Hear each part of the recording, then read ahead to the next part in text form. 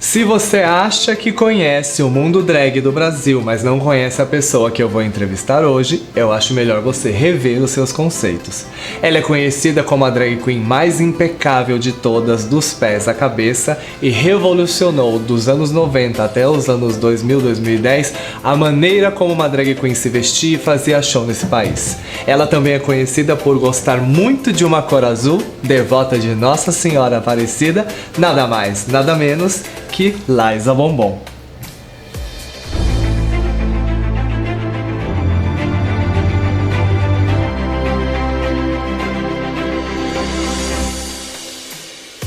Estamos aqui com Liza Bombom. Gelado. Obrigado por ter vindo, obrigado por nos dar a oportunidade de conhecer melhor você. E já começo perguntando. Um prazer imenso estar aqui com você. Que eu tenho várias perguntas. Obrigado pela oportunidade. Quantos anos de carreira esse ano? Olha, eu comecei em 1993. Eu vou completar 26 anos agora em agosto. 26 anos de carreira. 26 anos que eu coloco maquiagem e peruca. São 26 anos. E são 26 anos em que a drag queen é profissão na sua vida? Ou você eu sou formado em tornearia mecânica, né? E eu exerci a profissão durante 9 anos. E aí numa certa loucura ou naquele boom das drags, né? Que via Jimmy Kira, a Verônica, a Márcia, tudo na Hebe. Teve um dia que elas todas estavam na Hebe numa segunda-feira e eu olhei aquilo e falei, eu vi a Jimmy e fiquei... Falei, meu Deus, a Jimmy é o que eu desejo pra mim. Ela é a boneca que eu quero ser. E aquilo eu trabalhava numa autopeças, né? Filiada à Volkswagen, com tornearia mecânica. E aí teve uma festa lá na Penha, na Sound Factory, onde eu residi durante 10 anos. Na Sound Factory Penha. E aí era a noite das montadas. E aí eu falei assim, meu Deus, será que eu vou? E naquela época a gente não sabia como fazer as coisas, como fazer roupa. Não tinha internet, essa coisa de YouTube. Eu sou de uma época que não tinha internet, divulgação, essas coisas. E aí eu peguei e falei com um amigo meu, que é amigo de um outro amigo, que se chama Evandro. E eu não sabia me maquiar, ele me maquiou inteira. E a minha roupa eu queria fazer exatamente igual a Jimmy. Que a Jimmy usava aqueles macacões coloridos, aquelas perucas cacheadas de coque, linda. E eu... falei, meu Deus, como eu vou fazer esse macacão? Eu não tinha noção de nada. Eu fui na CIA na época, que vendia 2 leggings de Florida. Aí eu juntei as 2 leggings, fiz o macacão, cortei a parte de cima. Eu mesmo montei a minha roupa. Aí pus um cinto, aí fui lá na Velanina Estoril. Aí fiz a peruca, encomendei a peruca. Eu fiz a Jimmy. Eu estava de Jimmy. Homenageando, porque assim, que era a sua inspiração? Minha inspiração foi a Jimmy Kira no começo. E aí eu fui pra Sound. Tem até esse vídeo, se vocês jogarem no YouTube. Mentira, olha aí, gente. A segunda festa, a primeira não foi filmada, mas pra vocês que querem tirar a dúvida de como eu era quando eu comecei. Vocês acessem no YouTube Sound Factory. Vocês vão ver eu lá na porta da Sound Factory Penha. Isso em 1993. Já em 93. Isso. Eu de enfermeira, Chanelzinho vermelho.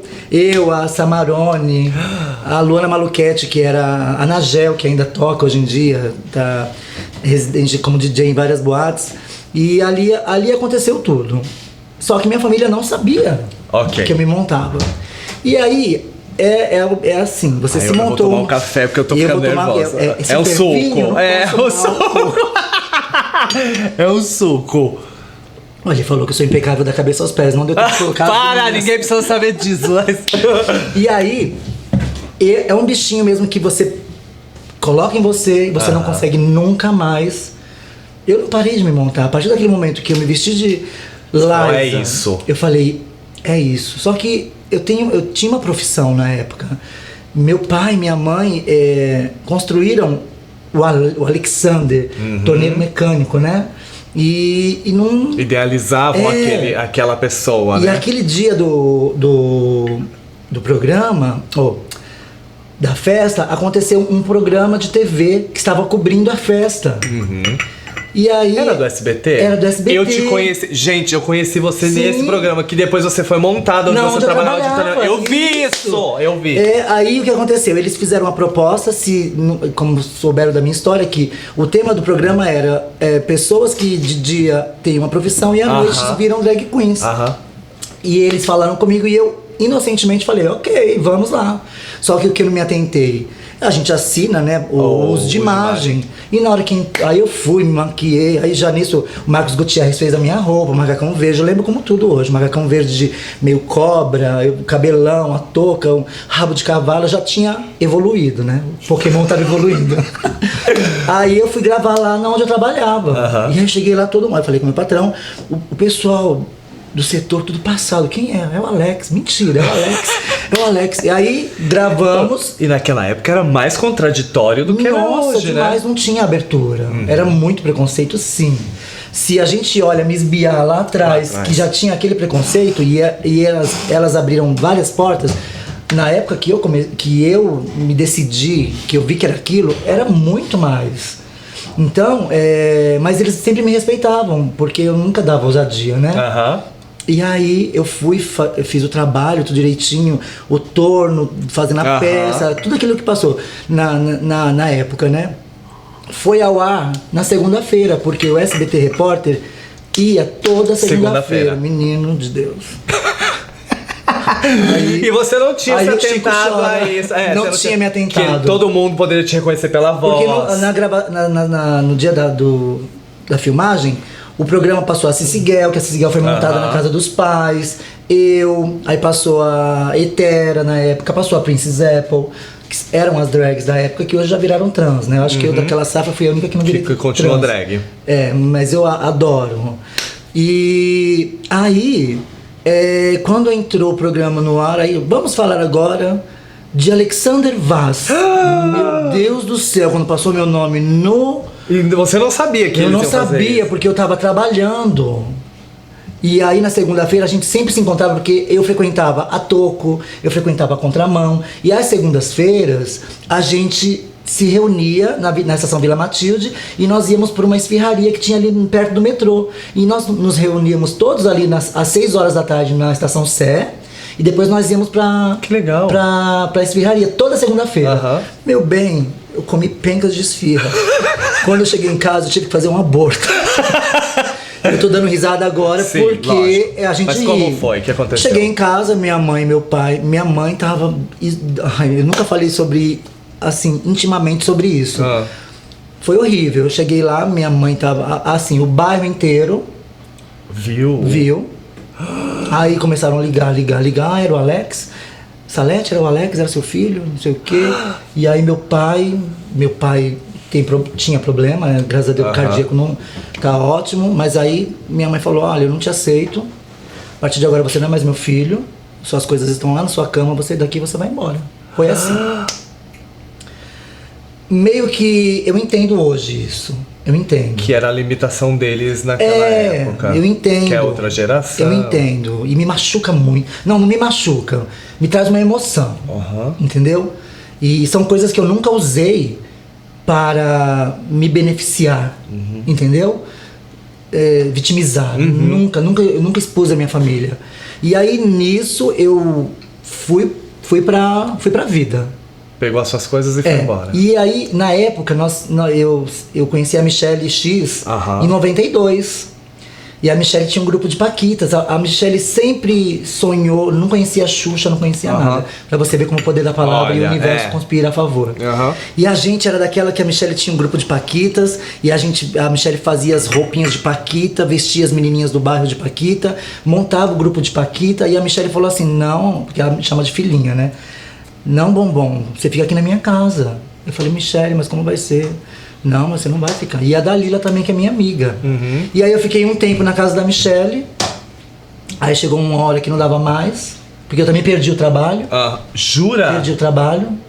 Porque eu comecei a fazer a drag sem remuneração, porque era só visibilidade. Porque não tinha remuneração, porque as drags da época da época era Cindy Babado, Nika Paris, Hetera, Alma Smith, Shiva, eram outras drags. E aí eu estava chegando e a gente não tinha a Núbia. Até conseguir um nome. Até eu conseguir a possibilidade de estar entre elas e poder, talvez, eu também não tinha bagagem para tanto. Porque elas eram e continuam sendo referências, porque marcaram uma história, mas eu não tinha o conteúdo para poder estar no mesmo patamar que elas, né? Então os trabalhos não vinham a mim, não é porque elas não queriam, é porque os contratantes, quando visualizavam, não visualizavam a Liza que estava ali acabando de se mudar, visualizavam elas que já eram. E aí nisso a Michelle falou, não, você fica aqui em casa, filhinha. E não, você fica aqui. Aí eu fiquei um ano na casa da Michelle. A família dela me acolheu, a dona Isaurinda, o seu Romeu, o Mauro, o Rodrigo, que eram os irmãos. Quer dizer, a Michelle tem uma família abençoadíssima. O que eles comiam, eu comia junto. Nunca houve... Você fez parte da família durante Eu sou da família. Eu me sinto muito privilegiado por conhecer a Michelle e saber que a Michelle hoje em dia venceu, mas por mérito, porque é uma pessoa muito merecedora. E aí eu fiquei um tempo na época na casa da Michelle, aí fiquei uma época na casa da Dalila, e chegou uma época que eu não tinha onde ficar. E eu morei, tipo, eu fiquei 8, é horrível. Eu fiquei 8, eu dormi 8 dias em uma praça lá em Santana. Jura? A luz do relento, e todo mundo, assim, as pessoas que são mais próximas de mim sabem. A Dalila, minha amiga que mora lá no Jardim São Paulo, Parada Inglesa, eu não podia ficar na casa dela, ela ia comigo. Nós dormíamos na praça. Pra você não ficar sozinho. Minha amiga. Dormimos assim, nós não dormíamos, nós ficávamos acordados, conversando, e ali cochilava. Em noites de frio a gente se protegia como podia. Então são coisas que eu vou levar pra sempre na minha vida. E aí passaram-se os anos, aí eu continuei fazendo a drag e aquilo começou a dar um fruto. Aí eu não tinha onde ficar, aí eu conheci eu já conhecia a Era Cyber, conheci o Marcos, aí o Marcos me chamou. Quando eu fui fazer uma festa no Overnight, que eu também trabalhava no Overnight. Aí o Marcos foi ao Overnight, aí lá conversando o Marcos falou assim, não, vem morar com a gente, porque o Marcos, ele tinha um apartamento e ele tinha um quarto que ele locava para algumas pessoas, né? E aí nessa época a gente morou, eu e algumas outras amigas nossas que a gente conhece. E aí eu fiquei morando com o Marco um tempo, ali eu comecei a me reerguer, mas sem contato nenhum com a minha família. Sem nenhum contato. Nenhum contato. Aí eu comecei a trabalhar com o Sérgio Calil, no Base. E aí o Sérgio fez uma noite que se chamava Bumbo Room, que era as quintas-feiras, que era meia-noite, aí eu trabalhava às quintas, a Leia ficava às sexta, a Marcelona... Cada uma tinha um dia fixo. E o domingo o Sérgio abria, e assim, quando eu não estava trabalhando, ele sempre colocava pra trabalhar. E aí aí comecei a trabalhar com o Sérgio, as coisas começaram a melhorar. Mas não adianta você ter as coisas melhorando, porque a saudade maior, que era a minha raiz, eu não tinha. E eu tive que lidar com isso, eu tive que lidar com a ausência, com a saudade, com o amor em falta da minha mãe, do meu pai, da minha irmã. Que do dia pra noite fez puff. Ganhar uma coisa e perder outra. E aí, em 2001, aí eu trabalhando com o Sérgio, que sempre foi maravilhoso, aí teve a Level, também fiz alguns trabalhos lá, sim. Aí eu sempre ia na Blue, né? Aí a Júlia Ribeiro, que era o diretor artístico na época. Aí eu não tinha, havia uma vez que eu não tinha dinheiro pra pagar a entrada da Blue, e eu queria tanto ir na matinê da Blue pra ver os shows, que eu vi o Vitor Piercing fazendo show, eu via a Jimmy, nossa, essa boate, queria estar ali. E tinha vezes que eu não tinha dinheiro pra pagar a consumação, e eu ficava com vergonha de ir na sala do Vitor. Porque a sala do Vitor, sabe onde que era? Sabe o bar de baixo ali? Sabe onde é o depósito lá atrás? A sala do Vitor era ali. Nossa. E aí eu falava, não. Aí teve uma situação que uma vez eu falei, eu vou na cara. E aí, hoje. Aí a Marta Laura falou assim, não, Bi, vem que eu libero a sua comanda. A Marta Laura sempre foi maravilhosa comigo. Eu vou te apresentar pro Vitor. Aí a Marta Laura pegou minha comanda, eu todo lá desmontado, todo franguinho. Desmontado? Um amendoinzinho, né? Aí o Vitor, Vitor, essa aqui é a Liza. Aí o Vitor, o Vitor sempre muito acolhedor. Oi, tudo bem? Então a Liza trabalha, faz show. Aí o Vitor falou assim, então, Então, Liza, traz o seu material quinta-feira, porque na quinta-feira tinha... como se fosse audição? Audição. Traz seu material na quinta-feira. Pra você ver, tinha audição pra você poder trabalhar na Blue Você tinha que Space. saber dublar. Eu nunca soube fazer coreografia. Mas aí eu falava assim, olha, eu não sei coreografar. Aí, não, até chegar e falar isso, aí eu fui umas 4 semanas seguidas. Aí hoje não tem como falar com você. Aí eu voltava. Aí eu voltava. Vi que meu CDzinho voltava. Mas o Vitor foi assim, muito generoso. Aí um dia, um outro domingo eu fui lá, falei, oi Vitor, eu já fui montada. Aí ele falou assim, acho que ele nem se recorda disso. Porque é em 91 isso, né? São muitos anos. Quinta-feira você vem, aí fui lá, falei com o Júnior. Aí o Júnior falou, vamos fazer uma audição.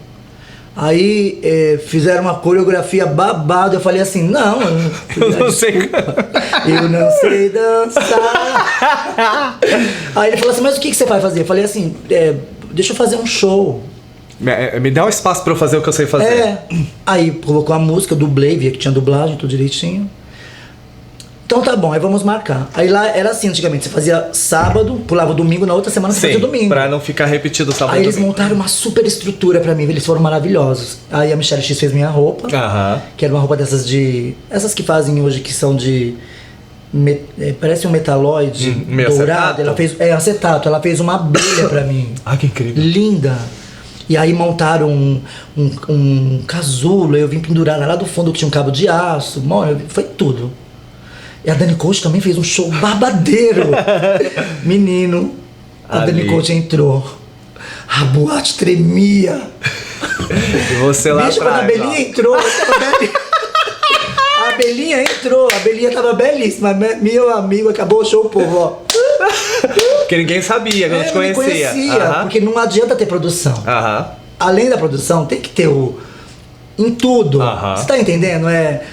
Não é só o conhecimento. Quando não é pra ser ainda, não acontece. Tem que esperar o seu momento. Coberta de ouro. Não adianta. Tudo acontece na hora certa. Aí eles me marcaram, fizeram uma produção incrível de a inauguração da Liza. Aí nisso, não foi bacana, mas eles viram que eu tinha potencial. O Rodrigo, junto com o pessoal, viram que tinha uma essência. Aí me marcaram 2 meses depois. Que foi quando eu fiz Love Save the Day da Whitney, que foi o show do coração. Menina, ali... Bom. Bicho. Uma coisa fora do comum, aquela boate. E quem me vestiu nessa época, fez a minha roupa, foi a Brenda. E aquele show foi tão marcante pra mim, e ali eu ingressei na Blue Space. E a minha história com a Michelle, com a Dalila, tudo aquilo que eu passei já começou a sumir da minha vida, porque eu já comecei a trabalhar. Aí a Nenê da... Tem independência financeira. A independência financeira. Aí a Nenê da Sky, que era a Nenê e a Cacá, falou assim, vamos marcar um show na Sky? Aí a Nenê me marcou um show na Sky, eu fiz a Sky, aí me marcou na nossa, o Daniel. E assim foi surgindo. Na hora que você viu, você tinha trabalho toda semana em várias boates. Aí eu consegui, de lá do Marcos, eu e a minha amiga Samantha de Piatti, nós alugamos um apartamento, fomos morar juntas. Aí ficamos anos morando juntas. E ali foi crescendo as coisas. Aí em 2002 ainda mesmo, 2002 ou 2003, nasci a Danger. Aí o Mafra me colocou de hostess. Eu cortei ali a fitinha da Danger. Mentira! Eu abri a porta da Danger. Não sabia disso. Trabalhei 5 anos como hostess da Danger. E aí a parceria terminou, porque eu tava viajando, e não tinha como ficar. Podia e ficar a Salete sempre. Já estava junto com ali, e a Salete continuou.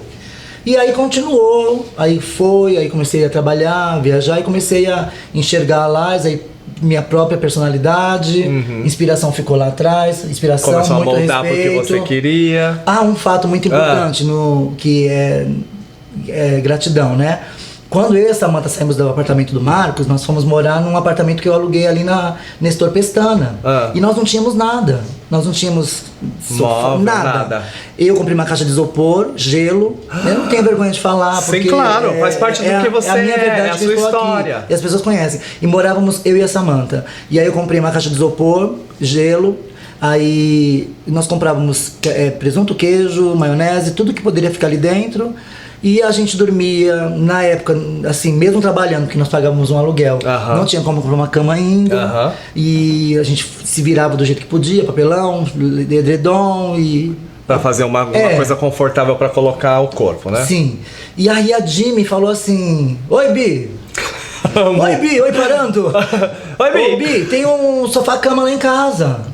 Aí ela falou assim, nada é por acaso, as pessoas são maravilhosas. Aí a Jimmy tinha um sofá-cama vermelho, porque a Jimmy e o Vitor moravam juntos, o Vitor Piercing e a Jimmy. Aí ela falou assim, você quer? Eu falei assim, claro que eu quero, Jimmy. Eu e a Samantha, a gente não comprou nada ainda.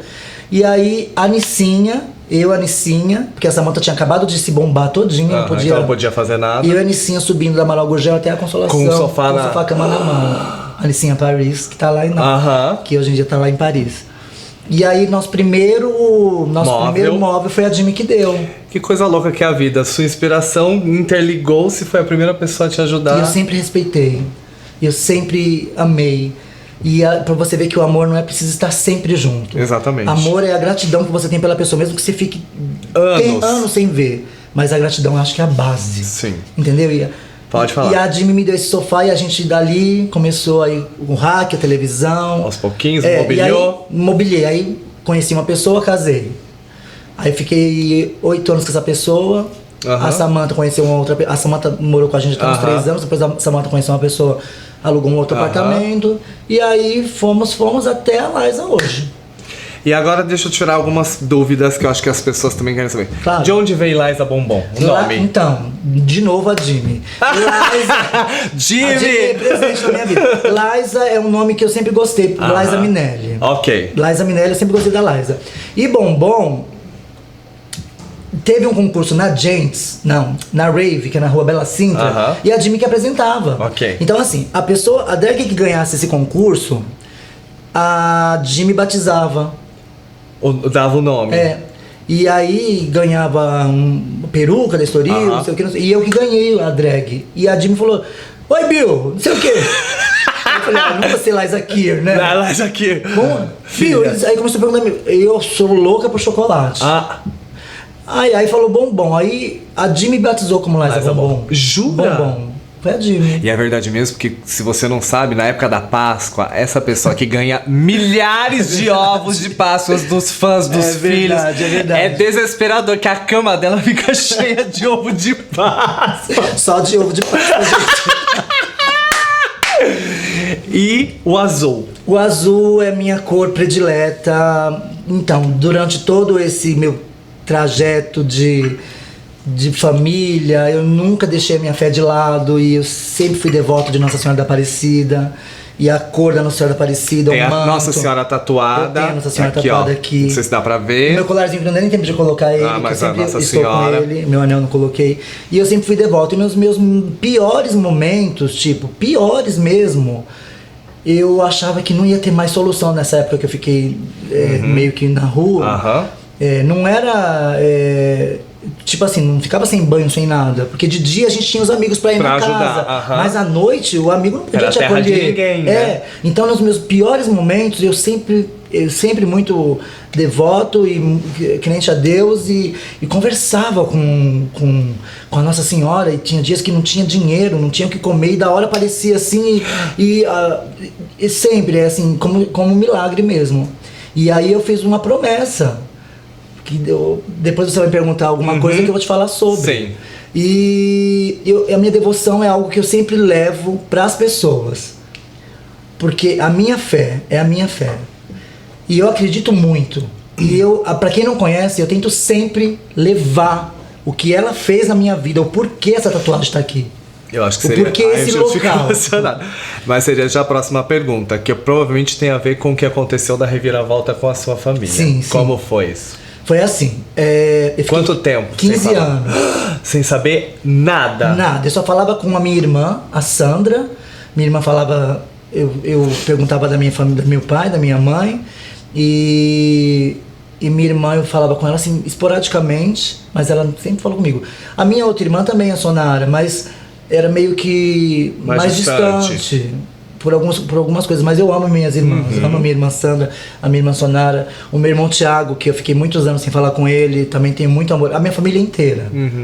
O que aconteceu? Depois de 15 anos que eu não falava com a minha família, o meu cunhado mandou uma mensagem pra mim.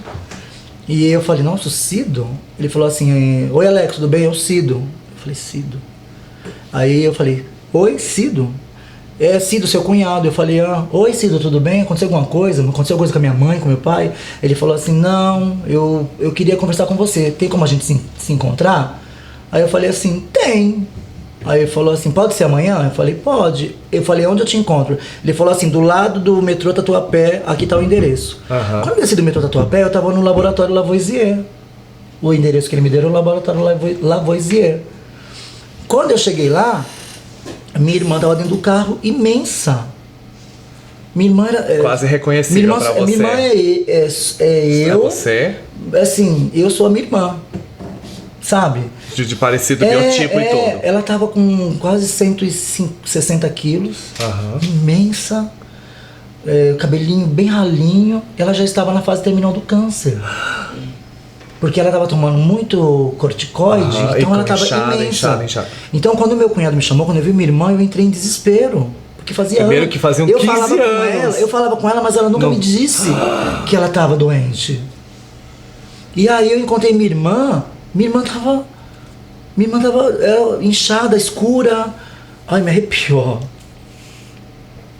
E aí eu falei, meu Deus, Sandra, o que tá acontecendo? Aí ela falou assim, aí meu cunhado falou assim, sua irmã tá muito doente.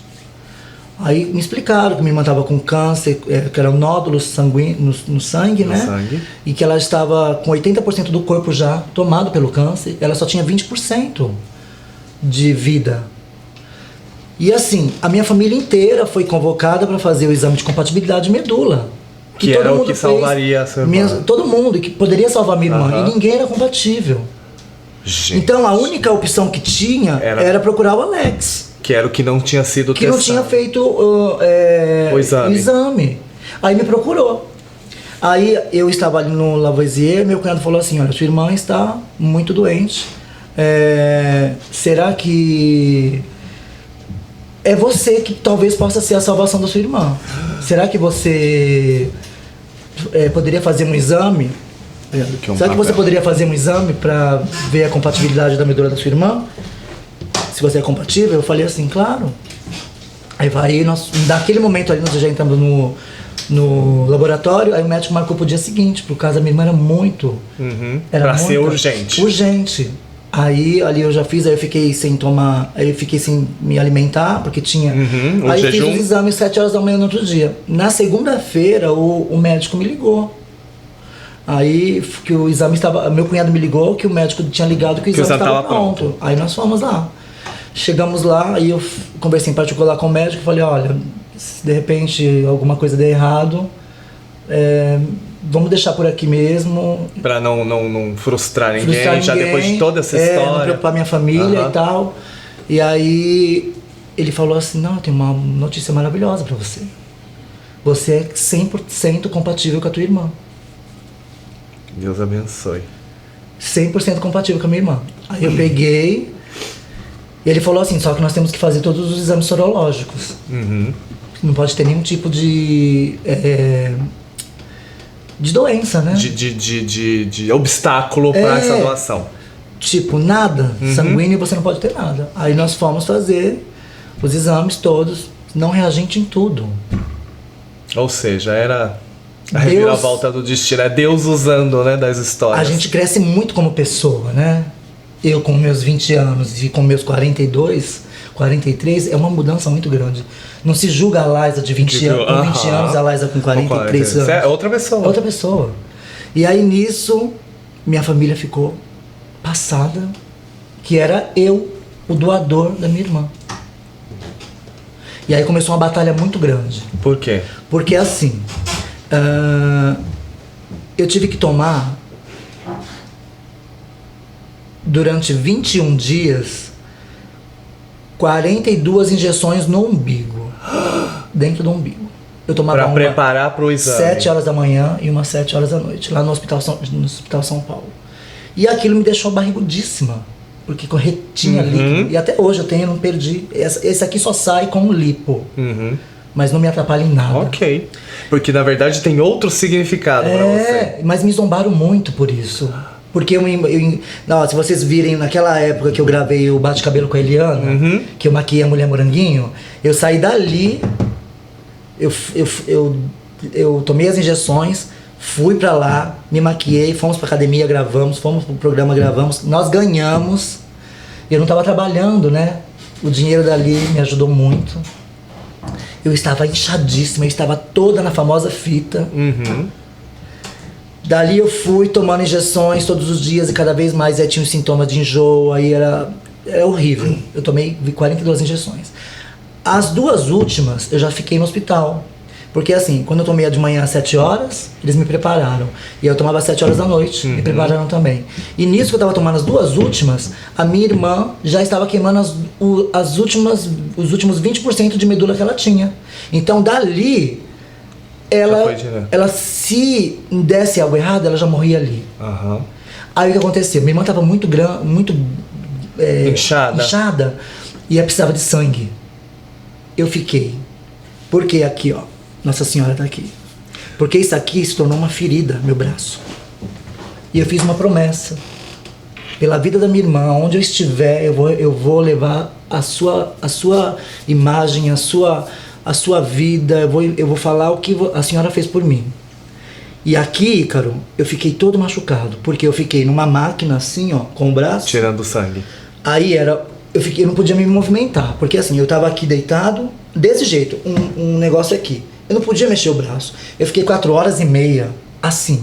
Aí eram um do sangue que tirava, um do sangue que voltava. Aí isso passava pela máquina, tirava o dela e voltava pra mim. Quando o sangue ia coagular, que se coagulasse eu poderia morrer, eles aplicavam um outro anticoagulante. Então, ou seja, tinha 3 buracos. 3 buracos.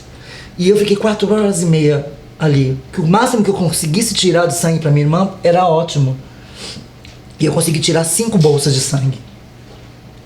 E eu estava fraco. Imagina. Quando eu tirei o braço daqui, eu não sentia meu braço, eu não sentia nada. Foi quando eu encontrei minha mãe e meu pai. Minha mãe desmaiou, meu pai uma crise de choro. Quando te viu? Porque eu estava numa cama, minha irmã estava em outra, minha mãe entrou e me viu ali. Eu estava debilitado. Imagino. Minha mãe me pedindo perdão e ela caiu. E aí nisso veio que minha irmã precisava de uma bolsa de plasma. Ok. Eu tive que tirar uma bolsa de plasma de mim. Depois desse segmento. E não pude fazer. Aí tinha o líqua. E eu não pude fazer minha. Aí fizemos tudo. Não, retiramos a medula. Mas eu não pude tomar nenhuma anestesia. Porque você já estava fraco. Não ia pegar. Então você fez todo esse procedimento sentindo toda a dor. Toda a dor. E nunca contei isso pra ninguém. Assim, Vitor sabe, porque Vitor me ajudou. Algumas pessoas do meu próximo. Mas eu nunca usei isso pra benefício próprio. Eu passei por tanta coisa. E aí ali eu transplantei. Eu transplantei a minha medula. E aí tem um processo. Você transplanta, a pessoa pode rejeitar. A minha medula em você pode rejeitar. E aí você morre. E aí o médico falou, ó, eu não sei mais ou menos agora o cálculo, mas ele falou, faz de conta, né? Ó, você vai transplantar, ela tem 12 horas para reproduzir sem medulas. Sem anticorpos, uma coisa assim. Em 12 horas ela transplantou milhões. Ela multiplicou milhões de medula. E ali minha irmã nasceu novamente.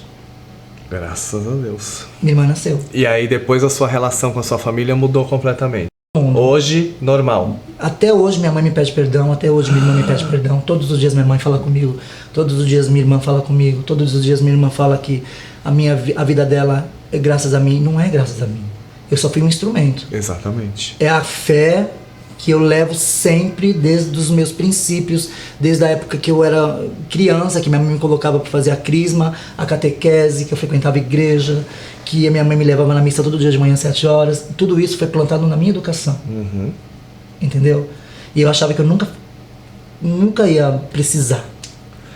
E a gente não sabe de nada da vida. Exato. E aí nesse trajeto que eu fiz esse transplante, eu fui extremamente bombardeado na internet, porque eu usava roupas de show, eu estava imensa. Aí me chamavam de velha, barriguda. Se você sofreu calado. Pra ninguém saber o porquê que tinha. Aí eu tava vendo... Um momentinho. Fica à vontade. Eu tava vendo esses dias agora o suicídio daquela menina, né? Uhum. Que se suicidou por causa do casamento. E as pessoas não têm noção do que a palavra, do que é escrita, do que um comentário no YouTube, que muitas vezes fazem com o fantasma entra lá, escreve o que quer, o dedinho, a cabeça maquinando o dedinho lá, ó, e não sabe a pessoa que vai ler aquilo, em que estado se encontra. Exato. Porque muitas vezes a gente realmente é ator, somos atores, e muitas vezes atrizes, né? Porque a gente de vez em quando, eu por várias vezes, quantas e quantas vezes eu tava na minha casa, chorava, meus amigos, o Éder, o Paulo, que foi meu ex-namorado, o quanto eles, a Aline, quantas pessoas foram importantes pra mim, a Michele, a Antara, a Brenda, a Rafaela, sabe? Tantas pessoas que me foram, o Caio, que me foram, meus amigos todos, que eles sabem quem são, desculpa se eu esqueci de alguém aqui, que me foram importantes, que me abraçaram, que brigaram por mim. Tá tudo muito lindo. Eu vejo a Pablo Vittar, eu vejo a Glória Groove. Elas são maravilhosas. Maravilhosas. E eu vejo que tem empatia, tem respeito. Sim. E elas quando encontram você, tem todo É igual eu, quando comecei, que tinham as outras meninas. Era uma época diferente, mas havia essa empatia. É tipo assim, estou te passando esse certo. Agora sou eu que carrego. Entendeu? Até passar para o próximo. Entendeu? Então assim, mas não pode julgar, gente. Porque tem o movimento diferente hoje, aí a que faz o glamour, o bate-cabelo, é velha, é ultrapassada. Não, gente, existem gostos. Existe gosto para todo mundo, para todo público. Sim. A gente, quando vai montar um especial como a Noite de Hollywood, que nós estamos montando, o Ícaro vai fazer X, a Alexa vai fazer X, aí a Liza vai fazer... Ah, mas eu queria que a Liza fizesse X. Não, mas a gente tem que pensar no público que vem ver que não vai ter o que a Liza... Não vai ter, já vai ter vários segmentos. Mas tem que ter aquele segmento X, porque aquele público X vem pra ver. Pra que tenha um número completo de todos os estilos. Entendeu? Porque agrada-se a todos. De gregos e troianos. Então parem de julgar, parem de falar. Quem sabe, eu posso falar, não que eu seja a voz da experiência, mas baseado em tudo que eu passei, é Deus que sabe de tudo. Exatamente. E cara, a minha história de vida, como eu poderia imaginar eu ia falar isso agora. Que eu pudesse salvar essas reviravoltas da vida. Entendeu? A gente não sabe de nada. E dia após dia a gente vai aprendendo. Eu só queria terminar essa entrevista dizendo primeiro que pra mim foi uma honra, é um orgulho.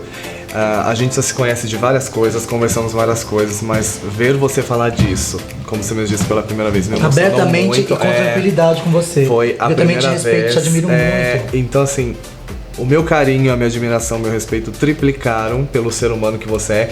E eu vou falar assim como eu falei no começo. Pra mim, você sempre foi o símbolo do mais impecável que nós temos no Brasil. Se alguém tem que se inspirar em ser impecável como drag queen, é você que vai estar no verbete por toda a eternidade. E eu sei que você desbravou muitas coisas, viajou pelo Brasil inteiro, vivenciou momentos icônicos. Quem quiser saber de muita coisa, volto a dizer, vai no Google, tem essa drag queen maravilhosa vindo numa aranha gigante no especial da Blue Space. A Blue Space me proporcionou sonhos inesquecíveis. De outras coisas. E eu quero terminar com uma única pergunta. Depois de 26 anos... em que a arte drag que te deu sustento, amor e paixão, o que falta pra Liza viver ainda? O que me falta pra viver? O que você gostaria de viver que você ainda não viveu, enquanto Liza?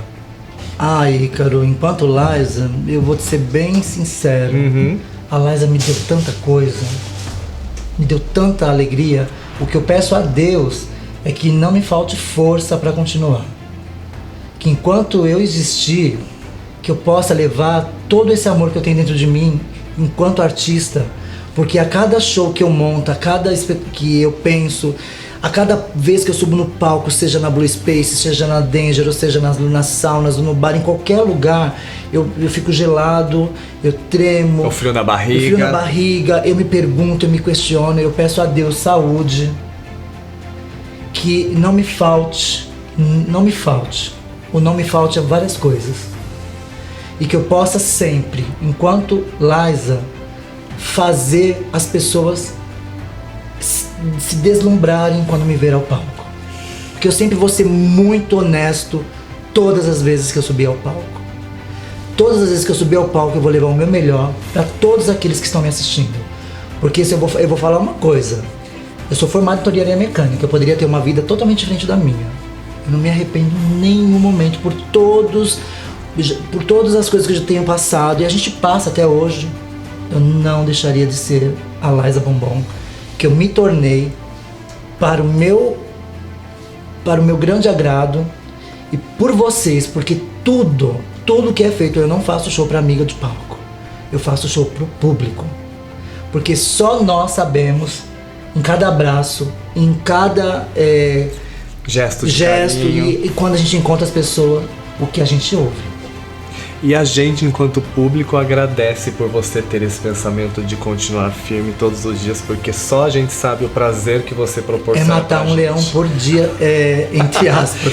E que Nossa Senhora continue te abençoando, te guiando, protegendo. Amém. E muito obrigado. Eu espero de coração que vocês tenham amado essa entrevista tanto quanto eu e se emocionado tanto quanto eu. Posso? Deve. Eu quero deixar um beijo aqui grandão, um agradecimento enorme para as pessoas que a gente não é tudo isso quanto artista, né? Tem muita gente atrás da gente, então eu quero agradecer, mandar um beijo imenso para Antara Gold, que é minha amiga, que é minha irmã, que eu amo, a Michelle X, Valéria Araújo, a Brenda, que são as pessoas que sempre fizeram a Liza Bombom acontecer. Sim. Muitas vezes colocaram em mim o que elas viam nela, mas compartilharam comigo.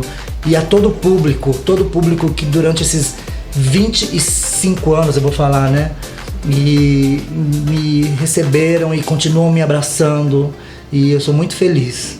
A minha vida é essa. Eu falo sempre assim, o dia que acabar isso, acabou minha vida. A gente busca um outro, mas eu sou movido por essa arte. Amém. Me perdoem, me desculpem alguma coisa. Imagina. Mas como a gente fala em evolução, né? Evoluir é pedir desculpa e crescer como ser humano. Amém. Eu amo todos vocês, um beijo. Sigam-me lá no Instagram. Por favor. Liza Bombom Oficial. Isso. Vamos com tudo. Coloca aqui no vídeo, por favor, hein? Põe azul, bebê. Um beijo, coisa mais linda. Foi muito bom. Amo. Agora, olha o AG1, gente. Como que eu como? Tem baixo cabelo já na Blue Space, bebê. Mas, gente, eu não posso deixar de falar. Curta, compartilhe, dê o seu like nesse vídeo, ativa o sininho, compartilha com os amigos, mostra pras pessoas, porque essa sim é uma história que merece ser conhecida, tá bom? E me segue lá, gente. E segue a Liza.